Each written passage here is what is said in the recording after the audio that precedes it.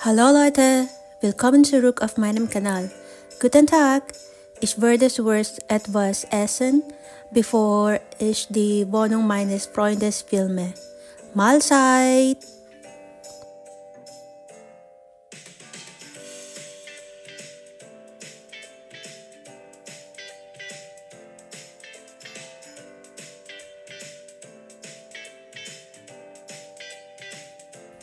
Tara, pasok po tayo. Ito palang apartment ay nakuha ng friend ko last summer. Ayan po, ito po, pasok po tayo. Ito na po, kanyang eingang. May sabitan, may dalawang pintuan. Ayan. Pasok po tayo sa unang pinto. Ano ang laman nito? Ito po ang kanyang bedroom. Ayan na po ang kanyang na-receive. Meron na pong isang single bed. Ayan. Sakto lang naman yung bedroom niya. Ito, next door. Anong laman? Ito ang kanyang toilet and bath. Buksan natin ng ilaw. Sakto naman, malinis. Ayan, hindi masyadong malaki, hindi rin po masyadong maliit. Sakto lang. Ayan, may lababo, may toilet, at may shower. And then, ito na po ang kanyang living area / dining area / kitchen. O, diba? Sakto lang. Ayan, that's it. And then, after a few months, in-invite po niya ako ulit para mag-bonus tour, apartment tour. So, mga pa-winter na po nung i-bonus tour ko ulit ang kanyang apartment. And then, ayan, pasok po tayo ulit sa kanyang pintuan, sa kanyang entrance. Ayan po, tignan po natin ng mga nabago.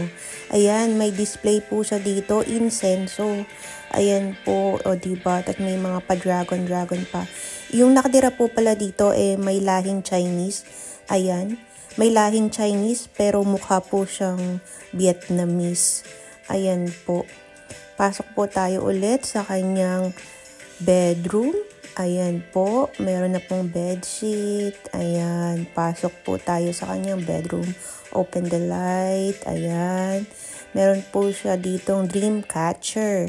Meron pong evil eye. O diba? Maraming pinaniniwalaan itong kaibigan ko Mahilig din po siya sa mga kotse-kotse. Ayan po ang kanyang bedroom. Meron din po siyang TV sa kanyang kwarto. Ayan. Meron na rin pong mga aparador, nilagyan na niya. Actually, may aparador naman na isa. So, nagdagdag pa siya ng isa. And then, dito naman tayo sa next door, ang kanyang toilet and bath. Ayan po. Open the light. Ayan. Nasaan ba ang light? O, diba? Ayan. Maliwanag na. Ayan po. O, diba? Ayan na po ang kanyang banyo, ang kanyang toilet, shower. Ayan po. And then, di ba, naglagay na po siya ng mga display. Welcome on board. Ayan po, o di ba? Tapos, meron pa siya ditong fitness arena. Ibig sabihin, nag-gym po ang nakatira dito, healthy living. Mahilig po siya sa mga display pang dagat. Kasi yung probinsya daw po nila sa Pilipinas ay malapit sa dagat. Ayan po, o diba? Not bad, malinis naman po ang kanyang banyo. Ayan po, close na natin. Ayan, close the door. Next naman po ay ang kanyang living area / dining area / kitchen. O diba, may pinagbago naman. Pinatay ko po yung ilaw para ma-highlight ang kanyang Christmas tree. Opo, pa-Christmas na po nung na-video ko tong vonong niya, pero baka next year, baka 2025 ko na po itong ma-upload kasi syempre, nurse po tayo, nag-duty, busy. Ayan, meron din po siyang TV sa kanyang living area. Ayan po ang kanyang dining area, diyan na po siya kumakain, ang kanyang table, ang kanyang lababo. Ayan, kompleto naman po. And then, meron din po siya ditong study table. Ayan. So, ayan na po ang kanyang living area. So, binago niya po yung interior design ng kanyang bonong. Ayan po, wait lang po. Open ko po ulit ang ilaw. Ito po pala, may nadagdag sa gamit niya. Ayan po, hindi po to kasama sa apartment nung na-receive niya. Meron na po siyang refrigerator. Ayan. At marami siyang ref magnet. O, di ba bilangin natin. Meron siyang Belgium, Austria, o di ba Czech Republic, Finland, o France, o di ba? At meron pa siyang Vietnam. O di ba? Gala din po ang nakatira dito, mahilig mag-tour. Ayan po. So meron siyang isang ref and then look. Guys, tignan nyo mamaya, meron pa po siya dito sa baba ng kanyang lutuan. Meron pa po siyang isang ref. So, dalawa po ang kanyang ref. Sabi niya sa akin, chiller daw niya yan. Diyan po daw niya nilalagay ang kanyang mga alak. Check nga natin kung may alak. Ayun, may alak nga. Ayun po, o diba, yayamanin po yung kaibigan ko. 2 TV, 2 ref, o diba, siya na. Siya nang may maraming pangbayad ng kuryente. And then, Roman Catholic din po yung nakatira sa apartment na ito, o diba?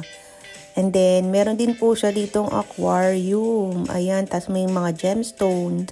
Ayan, amethyst. Ito, blue gemstone. Di ko po alam yung tawag.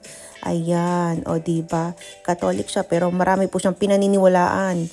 Ayan po. And then, meron po siya ditong mga display na zodiac signs. Ayan po. O diba, yung mga zodiac signs. O diba? O diba, iba't ibang design. Meron pong, snake. Ayan, yung mga year of the snake dyan. O, diba, ang cute. Ayan. Actually, sabi niya sa akin, daw po ito, shot glass. Ayan. Ito, tulad nito, ayan. O, dragon. Year of the dragon. Ayan, sabi niya, ganyan daw yan. Tapos, lalagyan ng alak. O, diba, shot glass. O, diba, social. O, diba?